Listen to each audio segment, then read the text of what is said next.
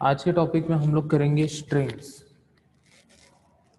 Strings जो होता है एक सीक्वेंस ऑफ कैरेक्टर होता है जावा में, या फिर किसी भी प्रोग्रामिंग लैंग्वेज की हम लोग बात करें तो उसमें भी सीक्वेंस ऑफ कैरेक्टर्स को हम लोग स्ट्रिंग बोलते हैं। बट जावा में यहाँ पे sequence of character as a हम लोग कैरेक्टर के एरे में हम लोग ले सकते हैं, या फिर हम लोग ऑब्जेक्ट के रूप में भी हम लोग उसको ले सकते हैं।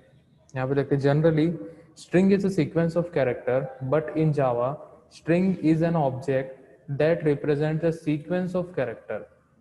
स्ट्रिंग एक ऑब्जेक्ट होता है हमारे जावा में। The Java dot lang dot string class is use to create a string object. Java dot lang dot string class होता है, ठीक है। स्ट्रिंग एक क्लास है जिसका हम लोग एक ऑब्जेक्ट बनाते हैं, ठीक है। उसके ही अंदर हम लोग सीक्वेंस ऑफ कैरेक्टर्स को स्टोर करते हैं। तो हम लोग यहाँ पे कैसे हम लोग स्ट्रिंग ऑब्जेक्ट बना सकते हैं वो हम लोग देखेंगे। सबसे पहला मेथड है यहाँ पे by string literal. By string literal. Second method है यहाँ पे बाय न्यू कीवर्ड। दो तरीके से हम लोग स्ट्रिंग को क्रिएट कर सकते हैं। सबसे फर्स्ट मेथड में आते हैं हम लोग यहाँ string literal. Java string literal is created by using double quotes. For example, यहाँ पे देख लो string s equal to double quotes के हम लोग लिख दिए यहाँ पे welcome. Each time you create a string literal, the JVM checks the string constant pool first. If the string already exists in the pool, a reference to the pool instance is returned. If the string does not exist in the pool, a new string instance is created and placed in the pool. ठीक है। अब यहाँ पे pool का मतलब क्या है? pool का मतलब होता है यहाँ पे सीक्वेंस, मेमोरी, ठीक है। कोई भी स्ट्रिंग हम लोग यहाँ पे इस डबल कोट्स के अंदर जो भी लिखे हैं उसकी बात नहीं कर रहे हैं। कोई भी स्ट्रिंग मतलब यहाँ पे ऑब्जेक्ट की बात कर रहे हैं हम लोग। ऑब्जेक्ट अगर सेम ऑब्जेक्ट जो है वो हमारे मेमोरी में एग्जिस्ट करता है, पहले से हम लोग उसको डिक्लेयर कर चुके हैं, उसको इनिशियलाइज कर चुके हैं, तो उसको सबसे पहले चेक करेगा कि सेम स्ट्रिंग पूल में है कि नहीं है। पूल मीन्स मेमोरी, ठीक है। अगर वो एग्जिस्ट कर रहा है पूल पे, मतलब मेमोरी में एग्जिस्ट कर रहा है, ठीक है, तो उसके इंस्टेंस को रिटर्न करेगा या फिर रिफर करेगा उसको, reference to the pooled instance, ठीक है। मतलब उसी के रेफरेंस को वो रिटर्न करेगा।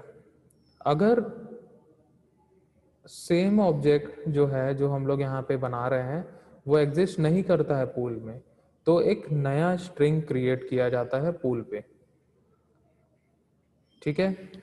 तो यहाँ पे मान के चलो स्ट्रिंग s1 हमने बनाया और उसके अंदर वेलकम लिख दिया, ठीक है। देन एक और हम लोग यहाँ पे स्ट्रिंग h2 बनाया, उसमें भी वेलकम लिख दिया, ठीक है। यहाँ पे दोनों में कंटेंट सेम है, यहाँ दोनों में कंटेंट सेम है, लेकिन यहाँ पे क्या हो रहा है, स्ट्रिंग s1 जो है उसके अंदर वेलकम लिखे हैं हम लोग, यहाँ पे वेलकम से इनिशियलाइज कर दिए। स्ट्रिंग s2 जो है उसको भी वेलकम से किए, लेकिन s1 अगर एग्जिस्ट कर रहा है पहले से और s2 नहीं कर रहा है, तो यहाँ पे देखो बताएगा it doesn't create a new instance, ठीक है। अब यहाँ पे दोनों के पास सेम कंटेंट है, दोनों के पास सेम कंटेंट है, ठीक है। तो वो सेम कंटेंट के लिए अलग अलग मेमोरी नहीं देगा, S2 को भी किसके पास रेफर कर देगा, S1 के पास रेफर कर देगा,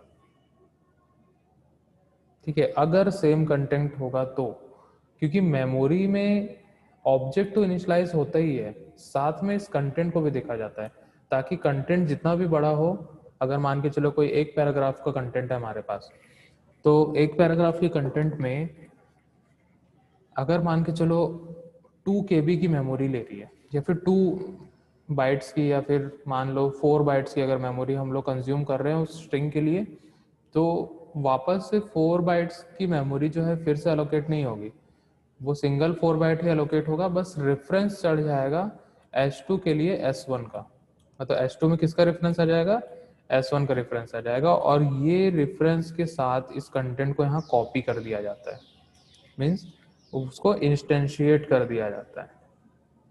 ठीक है, यहाँ पे देखते हैं हम लोग एक डायग्राम के थ्रू, तो इस डायग्राम के थ्रू हम लोग समझते हैं यहाँ पे।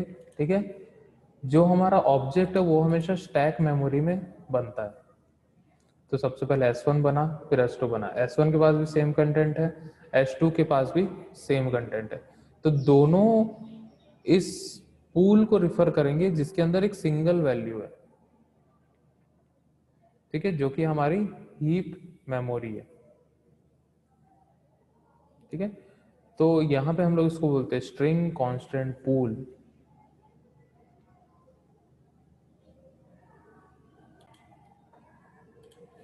Okay, in the above example, only one object is created. Firstly, JVM will not find any string object with the value welcome in string constant pool. That is why it will create a new object. After that, it will find the string the value welcome in the pool. It will not create a new object, but it will return the reference to the same instance.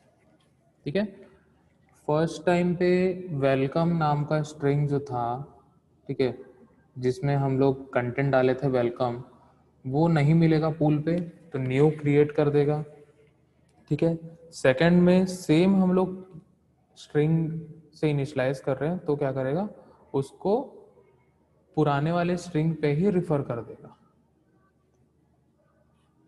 ठीक है, यहाँ पे एक note करके लिखा हुआ है, string objects are stored in a special memory area known as the string constant pool. String constant pool. Okay, अब यहाँ पे देखते हैं why Java uses the concept of string literal to make Java more efficient, because no new objects are created if it exists already in the string constant pool. ठीक है, string literals का हम लोग को यहाँ पे यूज़ बहुत सारे हैं, क्योंकि यहाँ पे हम लोग मेमोरी जो कंज्यूम हो रहा है, अगर किसी भी एप्लीकेशन पे हम लोग बड़े बड़े स्ट्रिंग्स लेते हैं, स्ट्रिंग के फॉर्म में कोई भी कंटेंट हम लोग डालते हैं, ठीक है, अगर सेम कंटेंट है तो हम लोग को अलग से मेमोरी उसके लिए कंज्यूम करवाने की ज़रूरत नहीं है। जैसा कि हम लोग एक एग्जांपल लेते हैं, ठीक है, हम लोग जब भी एग्ज़ाम फॉर्म भरते हैं तो वहाँ पे हम लोग एड्रेस का कॉलम होता है, ठीक है, एक एड्रेस होता है करंट एड्रेस और एक होता है परमानेंट एड्रेस। कई लोग का रहता है जो करंट एड्रेस और परमानेंट एड्रेस सेम होता है, तो वहाँ करंट एड्रेस में डाल देते हैं, वहाँ पे एक टिक ऐसे कर देते हैं, बाकी सारा चीज़ कॉपी हो जाता है। कभी ध्यान देना कि परमानेंट एड्रेस में अगर टिक कर दोगे तो वो नॉन एडिटेबल रहता है, मतलब एडिट उसको नहीं कर सकते। इसका मतलब वहाँ पे जो स्ट्रिंग यूज़ किया जाता है वो स्ट्रिंग लिटरल यूज़ किया जाता है। ठीक है, हर प्रोग्रामिंग लैंग्वेज में इस टाइप का कॉन्सेप्ट होता है। जो भी ऑब्जेक्ट ओरिएंटेड प्रोग्रामिंग को सपोर्ट करते हैं, मैक्सिमम यहाँ पे स्ट्रिंग लिटरल्स यूज़ किया जाता है, जिसके थ्रू हम लोग मेमोरी को रिफर कर सकते हैं अगर सेम स्ट्रिंग होगा तो।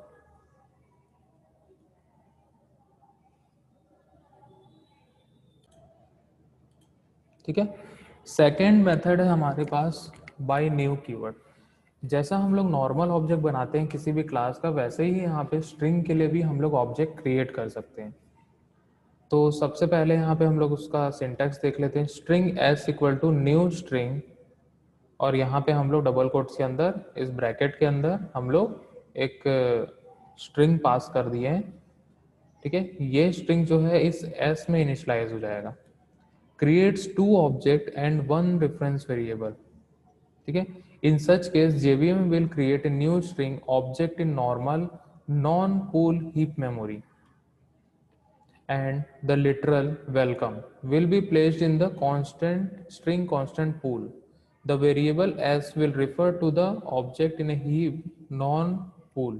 ठीक है, अब यहाँ पे ध्यान रखना कि हम लोग ने जो स्ट्रिंग लिटरल बनाया था वो हमेशा स्ट्रिंग कांस्टेंट पूल में मेमोरी कंज्यूम करेगा, लेकिन जब हम लोग न्यू कीवर्ड से यहाँ पे ऑब्जेक्ट बनाते हैं, ठीक है, वो नॉर्मल हीप मेमोरी में आएगा, मतलब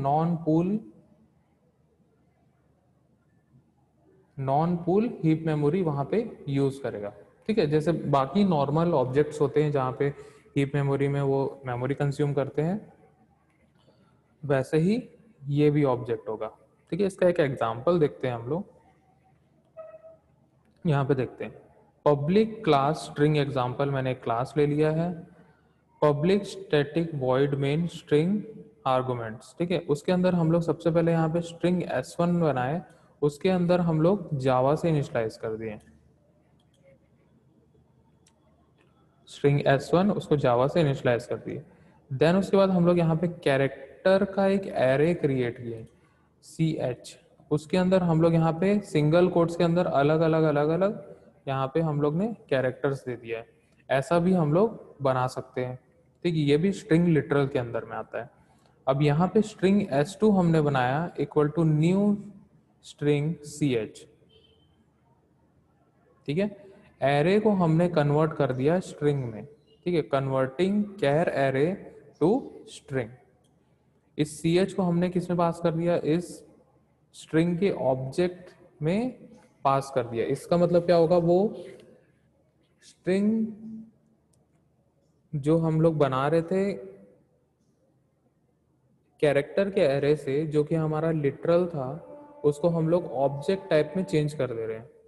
अब उसको हम लोग क्या बोलेंगे, स्ट्रिंग ऑब्जेक्ट हम लोग उसको बोलेंगे। नेक्स्ट हम लोग देखते हैं string s3 equal to new string, और यहाँ डायरेक्टली हम लोग क्या कर रहे हैं, डबल कोट्स के अंदर हम लोग एक स्ट्रिंग दे दिए। ठीक है, creating Java string by new keyword. New keyword से एक नया स्ट्रिंग बन रहा है इस लाइन पे। ठीक है, तीनों को हम लोग एक एक करके प्रिंट कर देते हैं। System dot out dot print L N s1, system dot out dot print L N s2, system dot out print L N s3। ठीक है, तो S1 में कौन सी वैल्यू है, S1 में है जावा, तो क्या प्रिंट करेगा, जावा प्रिंट करेगा। ठीक है, देन उसके बाद S2 को प्रिंट कर रहे हैं, S2 के अंदर क्या है, यहाँ पे हमने पास किया है ch। ठीक है, ch क्या है, एक कैरेक्टर टाइप का एरे है, और एरे के अंदर हम लोग यहाँ सिंगल कोट्स में स्ट्रिंग्स लिखे हैं, तो यहाँ पे क्या प्रिंट करेगा, एक साथ स्ट्रिंग्स प्रिंट करेगा। देन उसके बाद स्ट्रिंग s3 को प्रिंट कर रहे हैं, स्ट्रिंग s3 के अंदर क्या है, एग्जाम्पल। ठीक है, तो यहाँ पे एग्जाम्पल प्रिंट किया। ओके,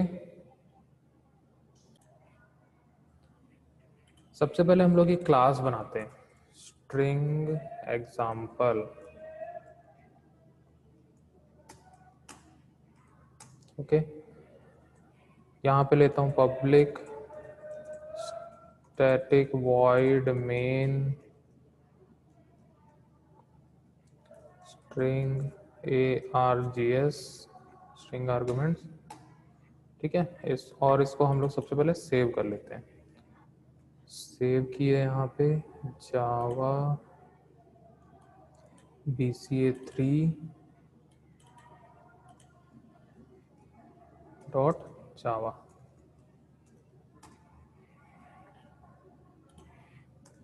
ठीक है, यहाँ पे हम लोग ने सेव कर दिया। अब हम लोग क्या करते हैं, सबसे पहले एक स्ट्रिंग बनाते हैं।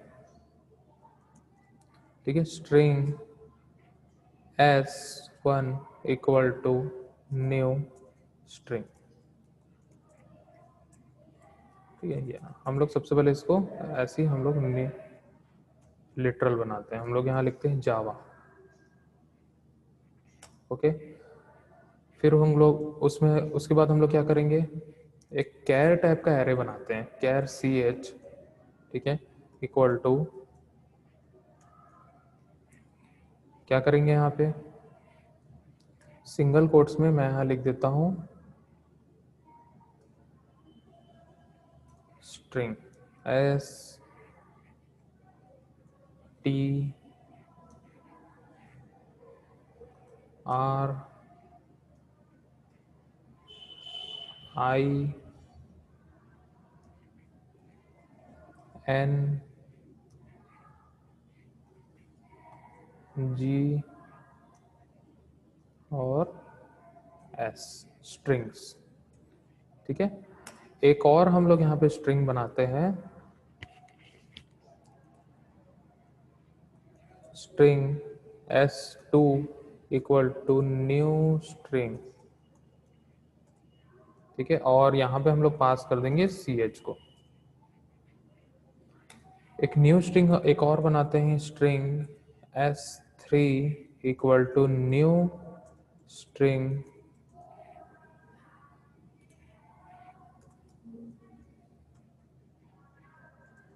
यहाँ पे हम लोग डबल कोट्स में लिख देंगे साई कॉलेज। ओके, देन उसके बाद हम लोग प्रिंट कर देते हैं system dot out dot println,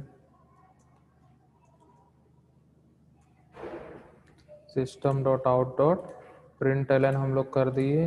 उसके बाद इसके अंदर हम लोग इसको प्रिंट कर देंगे, s1 को प्रिंट कर देंगे सबसे पहले। ठीक है, फिर सेम यहाँ पे लिखेंगे system dot out dot println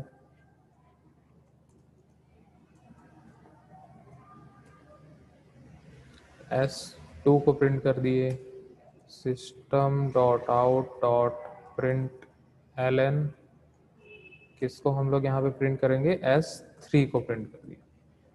ठीक है, तो यहाँ पे हम लोग ने क्या किया, सबसे पहले एक वेरिएबल ले लिया, किसका वेरिएबल है, स्ट्रिंग का, एक नॉर्मल लिटरल वेरिएबल है। ठीक है, यहाँ पे हम लोग ने उसको जावा से इनिशियलाइज कर दिया। देन उसके बाद एक कैरेक्टर टाइप का एक एरे हमने बनाया है, और उसके अंदर सिंगल कोट्स में सिंगल सिंगल कैरेक्टर्स को कॉमा से सेपरेट करके हम लोगों ने इनिशियलाइज कर दिया। स्ट्रिंग s2 हमने बनाया, ये एक ऑब्जेक्ट है, और इस ऑब्जेक्ट को हम लोग इस ch नाम के एरे से इनिशियलाइज कर रहे हैं।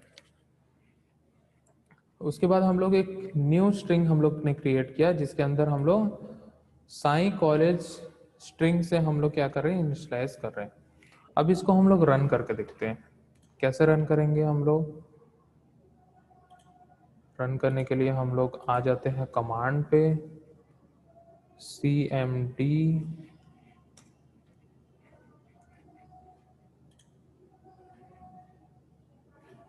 यहाँ पे हम लोग लिखेंगे cd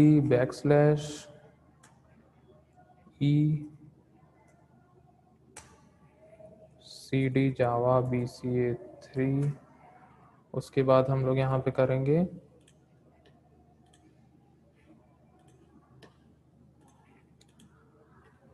जावा C string example dot Java. Okay, compile हो गया सक्सेसफुली, कोई एरर नहीं आया। अब हम लोग यहाँ पे क्या करेंगे, जावा स्ट्रिंग एग्जाम्पल से हम लोग इसको रन करेंगे। तो यहाँ पे देख सकते हैं हम लोग कि जावा जो s1 की वैल्यू थी, s2 की वैल्यू थी स्ट्रिंग्स, s3 की वैल्यू थी साई कॉलेज, तो यहाँ पे प्रिंट हो गया। तो इस प्रकार से हम लोग यहाँ पे स्ट्रिंग्स का यूज करते हैं, स्ट्रिंग लिटरल्स, स्ट्रिंग ऑब्जेक्ट, और हम लोग यहाँ पे कैरेक्टर का एरे भी देखा।